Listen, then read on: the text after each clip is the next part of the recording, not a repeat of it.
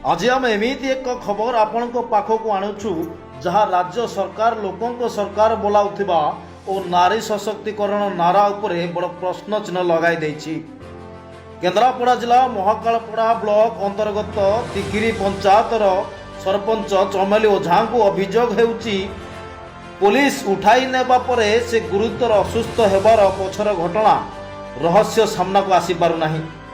प्रश्न उठुची चमेली उपरे दुर्व्यवहार किए कला, पुलिस केउ कारण तांकु उठाई नेला, आउ ब्लॉक रु थाना पर्यंत यात्रा भितर एमिति कौन घटिला जे चमेली असुस्थ होई गले।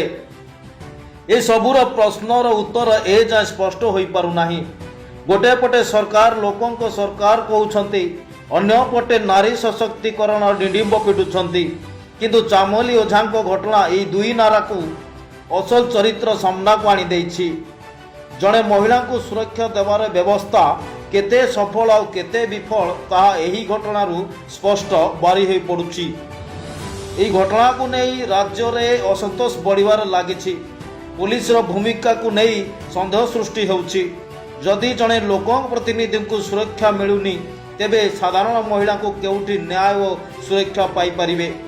एहा एबे सबुठु बड़ प्रश्न, कौन चमेली ओझा को न्याय मिलिबो कि दोषी मानक विरुद्ध रे कार्यानुष्ठान हेबो कि सरकार को नारी सशक्तिकरण केवल कागज रे रहिबो ना वास्तव रे परिणत हेबो। एही सबु प्रश्नर उत्तर आगामी दिन रे देखिबा को मिलिबो।